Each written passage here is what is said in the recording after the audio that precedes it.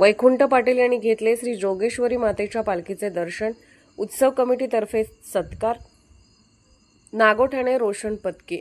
नागोठाणे व मुरवाडे गावचे श्रद्धास्थान असणारी श्री जोगेश्वरी माता व भैरवनाथ महाराजांच्या मंदिरात जाऊन भारतीय जनता पार्टीचे दक्षिण रायगड जिल्हा उपाध्यक्ष वैकुंठ पाटील यांनी दर्शन घेऊन मातेचा आशीर्वाद घेतला। यावेळी उत्सव कमिटीतर्फे त्यांचा सत्कार करण्यात आला। त्यानंतर भाजपा नागोठाणे शहराध्यक्ष व गरजा महाराष्ट्राचे संपादक सचिन मोदी यांच्या निवासस्थानाजवळ पालखी आली असता पालखीचे दर्शन घेऊन स्वतः पालखी खांद्यावर घेतली। तदनंतर आमदार रविशेठ पाटील यांनी सुद्धा श्री जोगेश्वरी माता व भैरवनाथ महाराजांच्या पालखीचे दर्शन घेतले। यावेळी ग्रामस्थांकडून त्यांचा सुद्धा सत्कार करण्यात आला। यावेळी उपस्थित ग्रामस्थांनी श्री जोगेश्वरी मंदिराच्या सुशोभीकरणाची गरज असल्याचे आमदार रविशेठ पाटील यांच्या निदर्शनास आणून दिले।